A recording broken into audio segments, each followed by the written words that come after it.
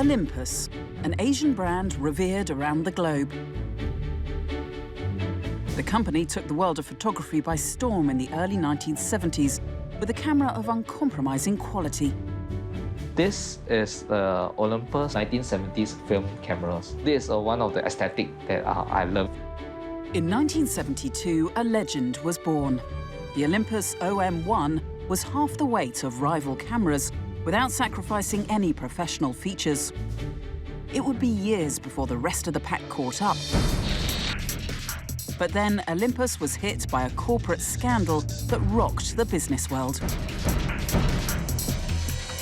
At the time, I thought it was ridiculous. I didn't believe it. It was 13 years of covering up bad corporate practices from a company that everyone admired. This is the story of how one of Asia's greatest companies rose from the ashes of one of the industry's worst corporate scandals. He was going to get to the bottom of what had happened, and Olympus's management did not want that to happen.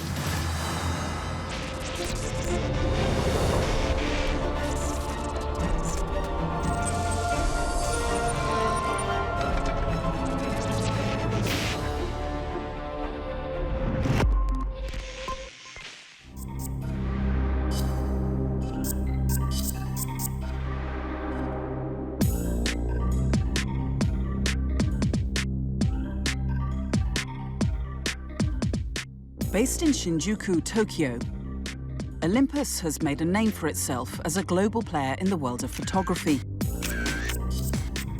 It also diversified into high-tech medical equipment, establishing itself as one of the leading manufacturers of endoscopy equipment. Anne Valerie Olsen, professor of business strategy, uses Olympus as a case study for her students. Olympus was always known for high-quality products. It actually started in 1919 in Tokyo making microscopes, and so naturally moved on to medical technology devices. And then with time, it started making lenses because it was making lenses for the microscopes anyway. And from there, it went into the camera business and into digital photography. In 1936, they introduced their first camera, the Semi-Olympus One. People think of Olympus as a camera company, but it's really one of the, it's probably the best medical equipment franchise in the world. I mean, it really is. It's like the Google of the endoscope business. With Japan's economic boom in the 1970s, Olympus strengthened its production base and expanded it internationally with 3 core products: microscopes, cameras, and medical devices. Well, you can't take a bad picture, Cheryl. Neither can you with Olympus OM10. So Olympus had a very good reputation. In terms of culture, it was very Japanese. But Kikukawa, their CEO, actually applied a Western management style to the company and was lauded for that. He was a very charismatic person, very well liked, and so the company invested heavily in innovation, a lot more than a lot of the other Japanese companies at the time. What we mean when we say Japanese culture is that we refer more to collectivist cultures, as is the case in a lot of Asian countries. So there's a great sense of loyalty towards one's employer. It's cultures that tend to be quite hierarchical, where one does not question authority and where one goes with what the boss says. So very loyal, very, very strong, bonded cultures. Kikukawa joined Olympus in 1964 and rose through the ranks to become president in 2001. He was well respected by his peers and was instrumental in pushing Olympus forward in the digital era. And in 2011, he hired their first foreign president and chief operating officer, Michael Woodford. Woodford had already made a name for himself by growing Olympus's international medical business significantly. Kikukawa was confident that he could do likewise at their Tokyo headquarters. I turned up in the Monolith building at the headquarters of Olympus in Shinjuku, and I was taken in to see Kikukawa. He was a very charming man. He talked to me about my family, and he knew them all by name. And then he said he'd been running the company for 10 years. He didn't think he'd changed it enough and felt, I could do what was necessary, and would I take the job? And we didn't discuss terms or anything. I just said yes. In his 30 years at Olympus, Woodford's impact quickly earned him a position heading the company's European business. There, he successfully overhauled the European operations and made it profitable. Kikukawa was impressed with his accomplishments and trusted him. Kikukawa and the rest of the board were very happy to appoint him, said that Woodford had exceeded all expectations and that he would make a great CEO. And this is CEO of the medical technology devices, so medical devices not of all of Olympus. It was global head. Hiring a foreigner as president and COO is unusual in the Japanese corporate environment. In most businesses, the practice is to hire employees fresh out of university who then work their way up the ladder. And of course, it takes a long time to become a board member of a company. If we look back 30, 40 years ago, basically no foreigners were hired by Japanese companies, right? But from the start, there were signs that the new appointment might not be all that it seemed. Woodford soon realized that he did not have the power to make fundamental decisions, as Kikukawa created the position of CEO for himself. When I was offered the job and became president, that's what I thought I was becoming. But Kikukawa-san had other ideas. The president formerly would have been the CEO, but he made himself chairman and CEO, which I came to realize meant that he controlled the board. I quickly saw that he controlled all the levers, and the board were literally puppets, and he was the puppet master. There was no ifs or buts. It's whatever Kikukawa said was the course to be followed. In 2011, less than 4 months after being appointed president, Woodford stumbled on a long-buried secret about Olympus, made public in a local magazine. I was in Hamburg chairing the European board meeting, and in a break I received an email from a friend of mine. He said, "Michael, you need to know this magazine Factor has made these extraordinary revelations about Olympus." It had this article suggesting that some of the acquisitions that Olympus made there was something wrong with them. They'd paid too much money to people whose identities could not be really ascertained. So what was the purpose of these deals, was what it was asking. Woodford contacted his close friend Waku Miller, his translator for corporate relations with the Japanese media, and showed him the shocking allegations. To be perfectly honest with you, and this is something that I will be ashamed of to the grave. The tone of the magazine is very forceful, it's very sensational, and the tone put me off. I mean, the tone of the article made me not want to believe it. I should have put up a bigger red flag for me than it did. Micah was very concerned about the amount of debt that they had incurred, and I should have paid more attention to that. Woodford was eager to get to the bottom of the controversial charges, and the only way was to speak directly to his boss, Kikukawa. And I phoned my secretary, Michiko, and said, "Michiko, can I see Kikukawa, please? It's very important." And then Michiko phones back and says, "Michael, flat as a pancake.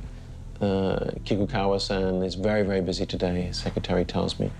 But as you're so insistent, and adds emphasis to the word insistent, he will see you today at lunchtime. This was the first time that Woodford realized the limits on his authority inside Olympus. When he started asking questions and he was getting stonewalled, it was a real shock for him to realize that he was shackled in this way. Woodford was able to get Kikukawa and Vice President Hisashi Mori to meet him in person. I can remember that lunch meeting, the first time I was to challenge and confront Kikukawa vividly, like it was yesterday. And I walked in, and there was a large boardroom table, and right in the center was Kikukawa-san, the chairman, and Mori-san, who in effect managed all the financial transactions of the company. Kikukawa and Mori sat dead center of a long table. Where I was to sit was a tuna sandwich. And if you're not Japanese, you may not understand the significance. I mean, everyone knew I loved sushi. But this tuna sandwich, it was still wrapped up. In Japan, you would never leave the cling film on it. There was no salad or crisps around it. It was just a, you know, you just would never do that in Japan. And I understood, and I was thrown that, you know, it disorientated me that the message for me, and many of the messages in Japan, is non-verbal communication. Kikukawa was the luxury sushi platter at Olympus, and I was the manky tuna sandwich, and I shouldn't forget it. For Woodford, the message was clear.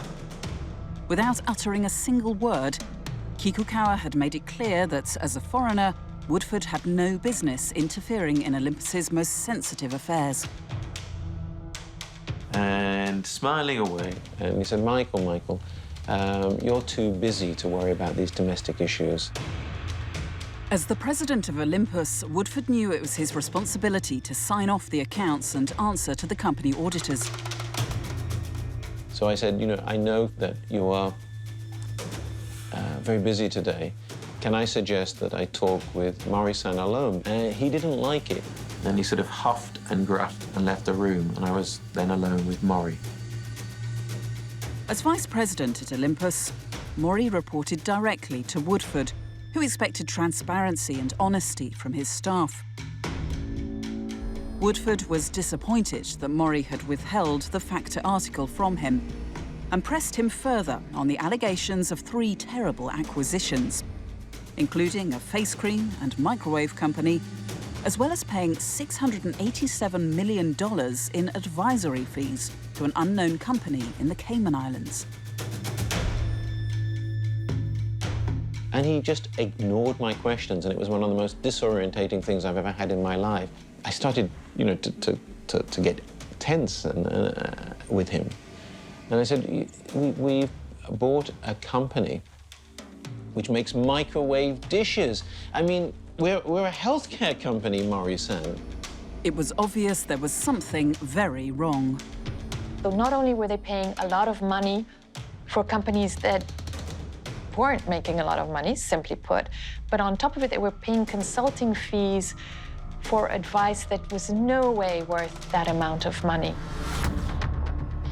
And I got angry, and I got up, and I walked around the table and came very close to him. And I asked him, I said, you know, Mori-san, you know, who do you work for? Who do you work for? You know, as long as I live, I'll never forget Mori's response to that question. And he pointed. And he said to me, I work for Kikukawa-san. I'm loyal to Kikukawa-san.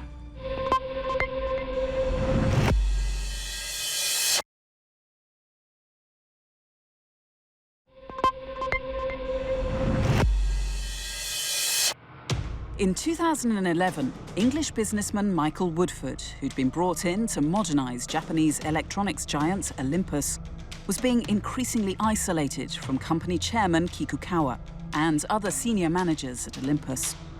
He'd found evidence of serious corporate wrongdoing. Now he had to make a tough decision. Do you continue demanding answers, or do you quietly fall into line? Woodford's mother instilled in him a strong sense of right and wrong when he was still a little boy.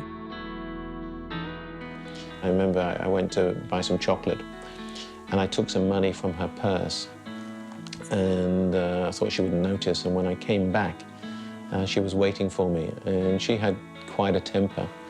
And I thought I was gonna, you know, I was really gonna be in for it. But all she said to me was, you know, you've stolen money from one of your family, you know, what does that say about you, you know, if I can't trust my own son?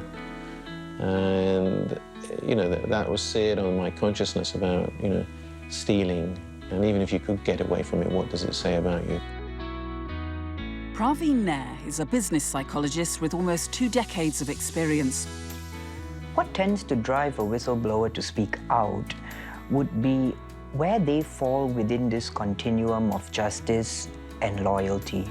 So if we were to do it like a straight line, and justice being over here and loyalty being over here, the closer they are to the justice aspect would probably make them more likely to speak out. Woodford's connection to Olympus began with him working for one of their contractors, Kemed, in 1981, where he ran a tight ship. This was when he first met Waku Miller. My firm was producing a Japanese language magazine for the British Embassy. One of our stops was the company Kemed in Southend. And Michael was the president of Kemed at the time we visited. My first experience with Michael was having them check the reverse English translation of the draft that we'd written about the company. And it was a tremendously trying experience.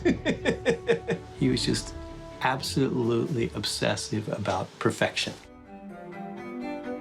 Woodford went on to head Olympus's entire European business. Michael Woodford was very successful in Europe, and he managed to restructure the European organization in a very solid way. He was also very well known for his compliance issues and regulations. He strikes me as a real goal-getter. Very intelligent, very smart, business smart, but also very well versed to lead a team towards success as a company, towards a financial solid company.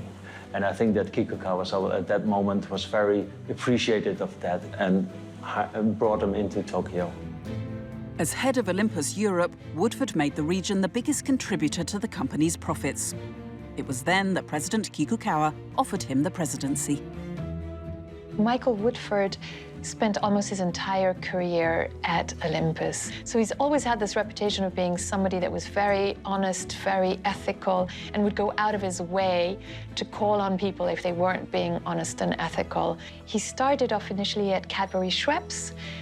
Before that, he was an intern in a small aerospace company, and there he already had the reputation of a whistleblower. So at the time, he had denounced, I guess is the word, a secretary that had used office stamps to send her holiday post. And he had been asked to leave because of that, and then it had proven to be true. As Woodford probed deeper and demanded answers of the dubious acquisitions, his relationship with Kikukawa and Mori worsened.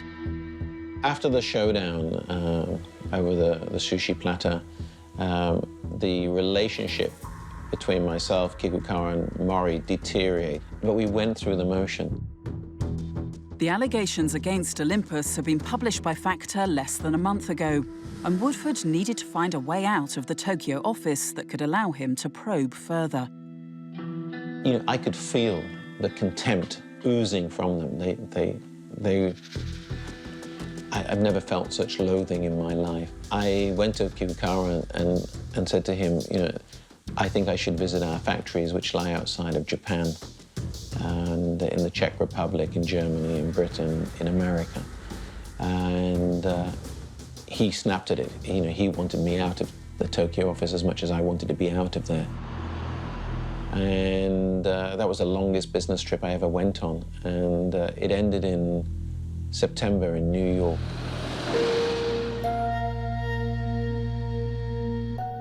By this time, the pressure of the unlawful allegations was beginning to take its toll. I was drinking a lot by then, just to try and sedate myself. We went to a steak restaurant, and I got back, and it was around 11:30 at night. And I remember going into the bathroom and looking in the mirror, and I was 5 kilos less than I am now, and dark, you know, inset eyes. But it wasn't my physical condition which was troubling me. I knew my mental well-being, my mental health was deteriorating because, you know, I knew there was this sickness, this problem, but I wasn't sure of what to do. You know, how do I deal with it? You know, the shareholders don't seem interested, the financial institutions, the media. No one seems to, you know, is it me who's mad? He also realized the board was not aligned with him and wouldn't allow any more investigation into the allegations around these fraudulent or dubious acquisitions. Woodford was having sleepless nights and was becoming dependent on sleeping pills. And I remember I had a brown plastic Perspex bottle of sleeping tablets. And I looked on the back and it said, don't mix with alcohol. And I know that's not a good idea, but I thought a worse idea was not to sleep. So I took 2 of them, went to sleep almost immediately. If you've worked in a company for around 30 years, you'd feel very close affinity to that company. And to have that company suddenly do something that you're not familiar with or against your personal beliefs, that's almost akin to having a family member go against you.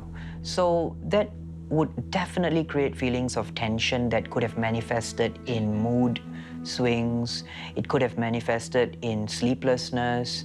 It could have manifested in not being able to sustain positive relationships in your life. When you're traveling particularly, you become even more addictive, you know, to opening up your emails to see if there's a message maybe your children have written to you. But awaiting Woodford in his inbox was worse news. The same business magazine had published a follow-up article containing more allegations against Olympus, alleging possible links to organised crime. But what shocked me, it said that these transactions were linked to anti-social forces, a euphemism for the mafia, the Yakuza.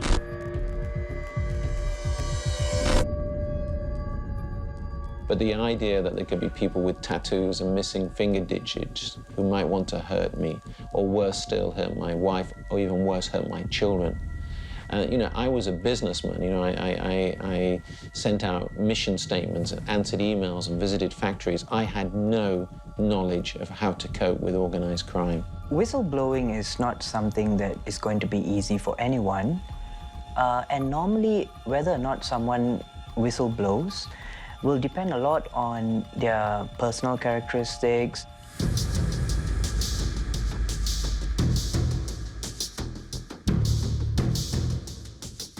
In Michael Woodford's case, perhaps what was going on is what we term dissonance, cognitive dissonance. And that is basically when an individual holds 2 contrasting beliefs at the same time, and it creates a lot of tension, discomfort, a lot of mental pressures. Despite the growing psychological pressure, Woodford continued to press for answers. Having already tried to raise his concerns in meetings and being rebuffed with tuna sandwiches, the revelations in this second factor article encouraged Woodford to put his concerns in writing. Over the next 6 weeks, Woodford wrote a series of official emails challenging Kikukawa and the Olympus board. Kikukawa actually wrote to me and said, Michael, it's not helpful you asking all these questions. I'm sure it wasn't helpful. I copied them to all the board members. Yet in October 2011, Kikukawa appointed Woodford CEO as well as president.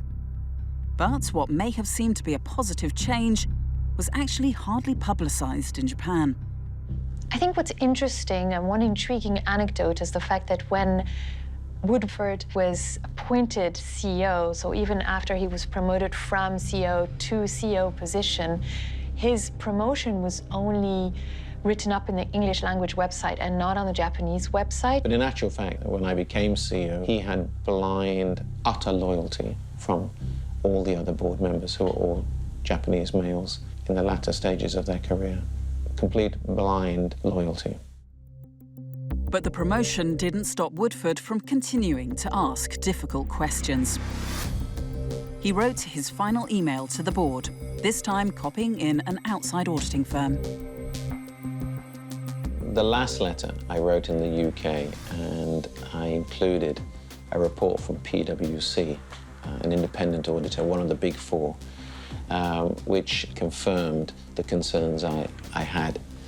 Now, for the other directors, 1.7 billion US dollars had been spent on these 3 Mickey Mouse companies, and from this consultancy, from a company which went under the name of Axim or ASIS. Even if those people were the devil personified, for their own self-interest, the president is asking to bring in forensic accountants. Within the same email, Woodford explicitly asked for the resignation of Kikukawa as well as Mori. I pressed it. You watch the thing, email send.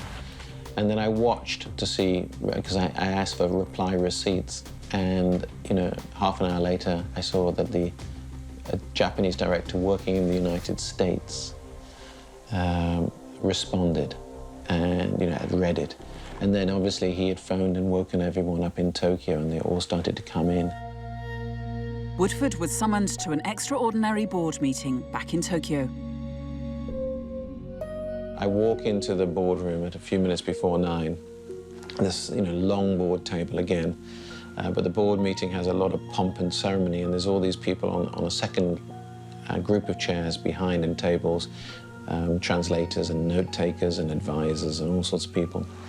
And when I walk in, it was noisy, much more noisy, and it reminded me of one of those wildlife programs with hyenas. It had that feel of hysteria in the room. I was sitting there feeling very uncomfortable, noting that nobody will look at me, this non-verbal communication. And a few minutes past 9, and I start to look at my watch in an exaggerated manner, because meetings never start late. This was the meeting that would change the fates of Olympus and Woodford forever.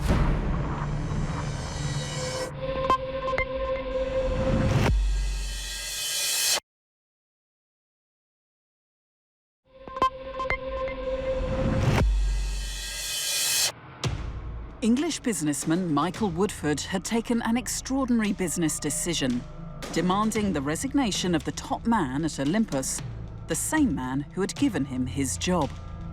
The board immediately called an emergency meeting. Almost 15 minutes later, Kikukawa turned up.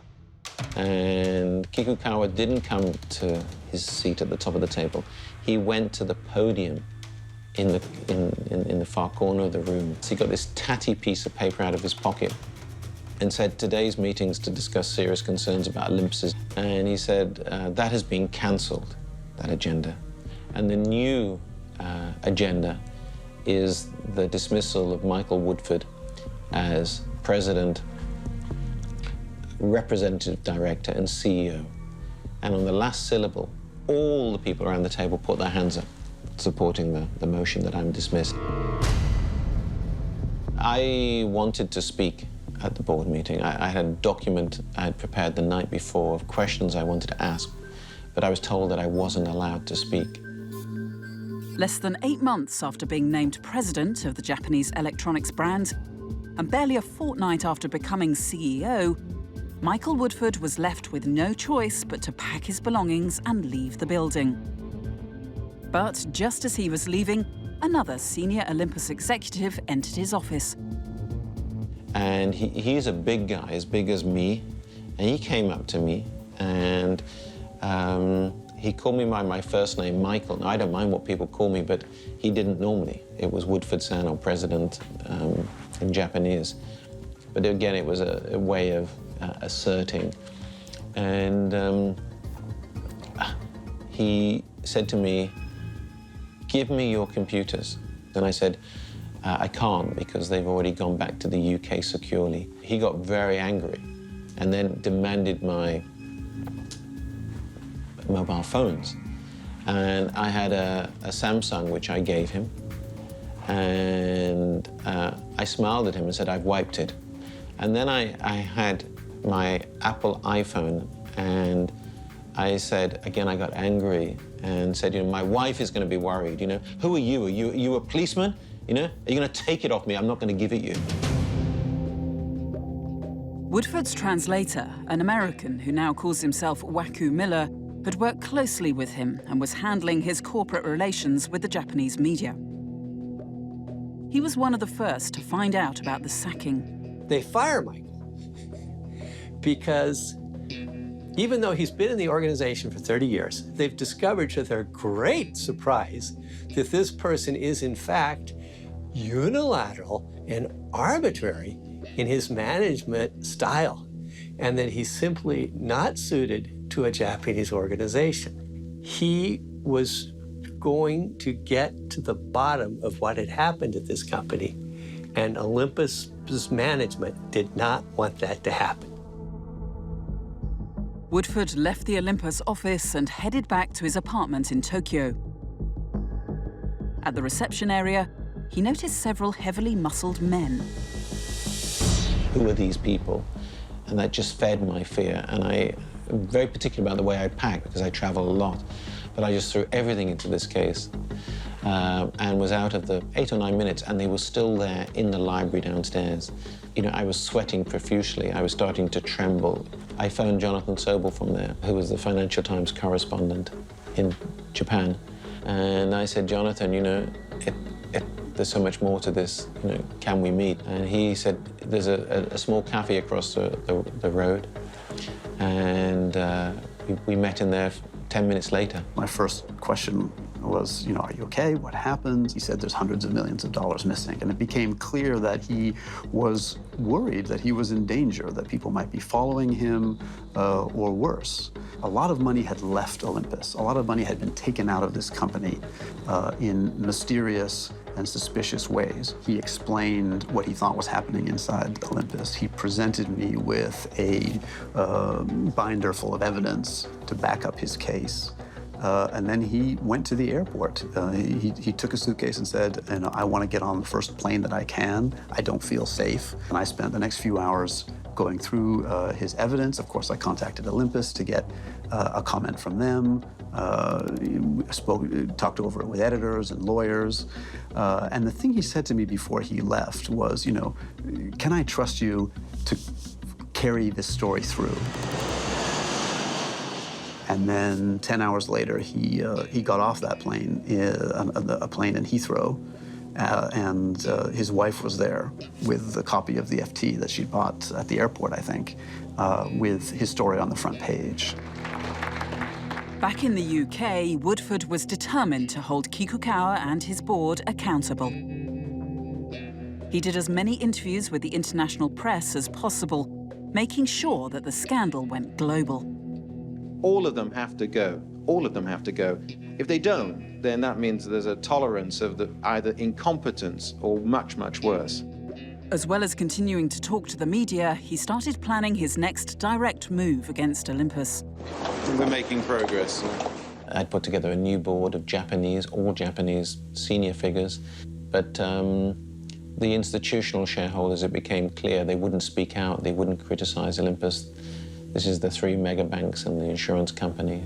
You know, whilst I'd hoped I could get Olympus back on, you know, the right path, I knew it was beyond my abilities to change Japan. You know, corporate Japan needed to change, and you know, I couldn't do that. Olympus stuck to their story. Their official stance? Woodford did not understand Japanese business practices. A new president was brought in for damage control. ということになりますと、これは医療のこの条件の中ではですね、適切だったというふうに私は考えています。ウッドフォード氏は本来取締役でありながら会社内の機密情報を全部開示してしまったわけですよね。で、このことについて我々としてはですね、大変な憤りを感じているわけであります。I think that they were just desperately hoping they could get away with it, that they could contain it, that they could discredit him. The whole way along, they underestimated how much was going to come out, no matter what they said. They would admit only the bare minimum. That people are basically with one company for all their career, and I think this sort of dominates a lot of the things that we see in the Japanese company. Because often what is called loyalty might also be dependence.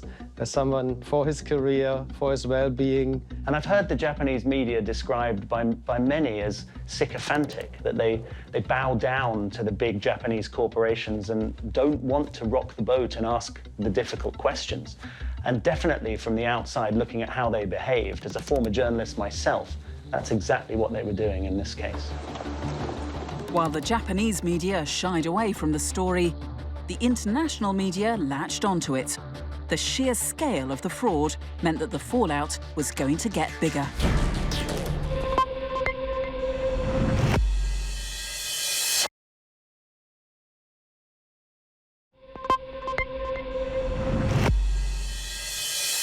Mark Worthington is an expert on how to manage business scandals. After a decade as correspondent for BBC News, he currently oversees crisis communication strategies for several multinational corporations. Well, the fact that the company was still denying, even when the international media were writing openly about the allegations and referring to the CEO as being the one who was making them, is quite extraordinary. It's hard to see how that could happen anywhere else other than Japan. It seemed a pretty indefensible position, and yet the denials were still coming. And a motivating factor for that can only be the kind of corporate loyalty and that culture that you find in Japan. That was hugely damaging to their reputation. In a situation like this, when a company like Olympus faces these kinds of challenges, the worst thing you can possibly do is be seen to be denying, lying, covering up. By November 2011, Olympus finally admitted to hiding massive losses. The company revealed that they'd made dubious acquisitions to cover up bad investments since before 1990. It had taken 20 years for their wrongdoings to come to light. Kikukawa resigned 2 weeks prior to the admissions, and Mori was dismissed for his role in the fraud. But this was only the beginning of a massive shake-up within the Olympus board. In December, retired Supreme Court Judge Kanaka reported, and a huge report, and described Olympus as a board of yes men, and vindicated the action I'd taken, which then led really to the whole board having to step down at the extraordinary general meeting the following April. Today at those meetings, for the first time, I had a sense of relief comparable to when Jonathan published, is that this story will be different. The Tokyo District Court ruled that dismissed President Tsuyoshi Kikukawa and 5 other members of the board had to pay more than $500 million to Olympus. But the damage had already been done. Olympus shares, which remained steady since the scandal broke out, suddenly plummeted by almost 70% in less than a month. The impact of this scandal on Olympus reputationally, in terms of its finances, in terms of its staff, were colossal and cannot be underestimated. If we start on a reputational level, they became almost the poster child for corporate fraud, corporate failure, corporate cover-up, and their name became synonymous with those things. The Olympus case raised wider questions on how corporations were managed. Japanese financial regulators had long tolerated a common business practice of hiding losses, known in Japan as tobashi. What happened is that in the 80s, many companies had some problems growing their main markets any longer, especially after the evaluation of the yen, and the yen increased in value, and maybe some of their overseas markets broke away. Japanese companies looked for other ways to increase their revenues. Many of these companies made disastrous investments that ended up in massive losses. And when the Japanese bubble finally burst, most of the corporations didn't know how to cover their tracks. The tobashi was a way to hide those losses in some affiliated companies, maybe with some other companies, so that the losses would not appear in the books of the main and in the statements, balance statements of the main company any longer. But eventually they had to pay up for that. And I think this is when companies got into problems, finding ways to make up for those losses. The Tobashi scheme was banned in early 2000s, but there are still Japanese corporations that continue with it behind closed doors. In 2015, Toshiba president Hiesao Tanaka was forced to step down at the electronics and computer giant when a similar scandal came to light. Since the Olympus scandal, there's been a new corporate governance code put in place that recommends things like putting independent directors on the boards of every company, that kind of thing, which had not been common in Japan before that. This effort was underway before the Olympus scandal, but the Olympus scandal, I think, definitely gave it a kind of tailwind that helped convince some skeptics that it was worthwhile to try and repair the reputation for Japanese financial markets and companies. For a lot of people, there was no sense to leave the company immediately because the fundamentals of the company and the structure that was in the various regions and in the various organizations was good. But change was still needed at the top. A new board took over the reins from Kikukawa and set out to restructure the company. They wanted to go back into the core business of medical clinical division, microscopy products, and the camera products. They also took a number of steps in terms of corporate governance, reporting, making sure they had external auditors that were really independent and not linked to the board in any way. The scandal was reminiscent of the collapse of American gas and energy giant Enron some 10 years before. This led to a commitment to the comprehensive reform of business practices, setting new compliance standards for corporate management. The Olympus case did for Japan what Enron did for the US.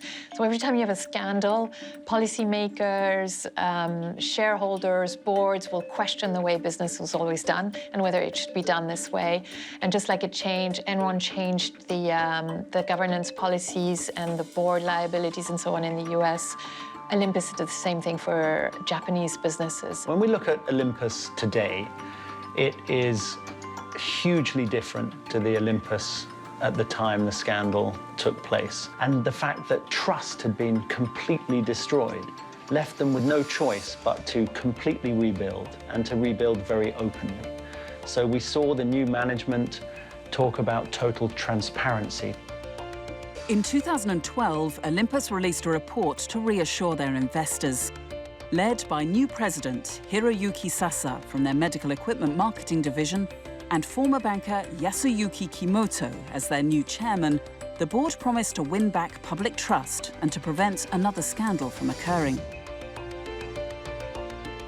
They comprehensively overhauled the way that the company was structured, the way that it communicated, the way that it was governed, making sure that checks and balances were in place, but also demonstrating openly to investors and the outside world what was happening. Because in a situation like the one Olympus faced, when you are that broken and your reputation is that low, you're not going to be able to communicate your way out of that situation. You have to demonstrate what you're doing. A new set of protocols was put in place to regain the public's trust.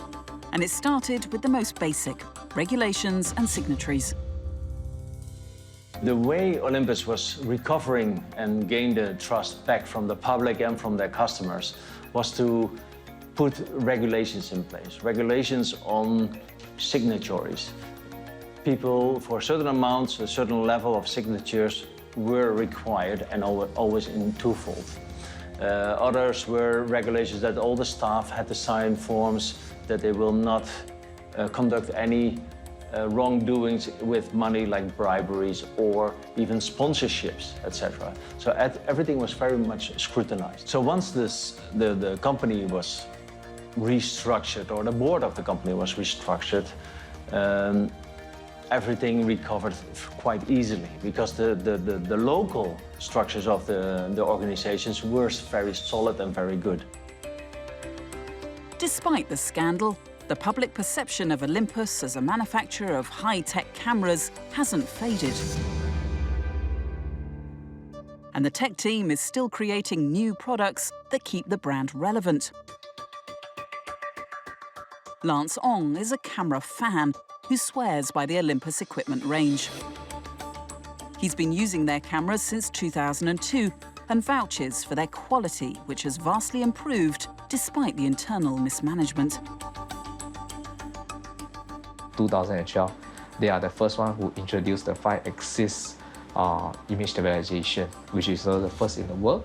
And also that is the game changer for the whole mirrorless system, where all other brands start to jump into mirrorless system where to compete with Olympus. Mirrorless cameras drastically reduce the size of previously bulky DSLR systems without sacrificing image quality.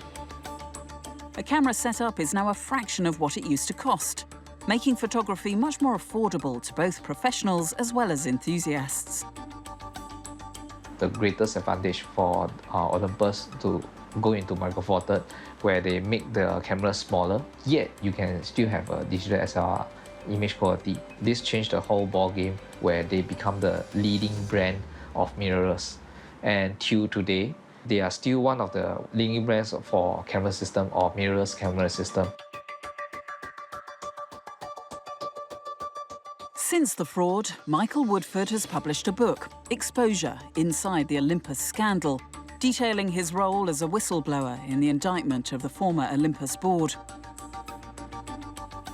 These days, Woodford works as a consultant for many large companies, advising them on how to prevent the same thing from happening to their corporations.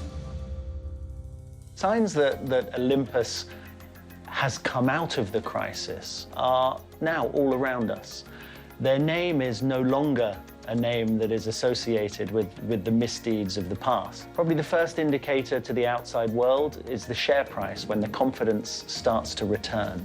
And that's the market looking at the steps that have been taken, reading in depth the documents that are setting out the new corporate governance policies, the philosophies of the new leadership. So 6 years on, they still have a big share of the market in endoscopy and microscopy, and they're doing very well with their camera business. So they were able to turn around and they're doing well again. So back from the brink.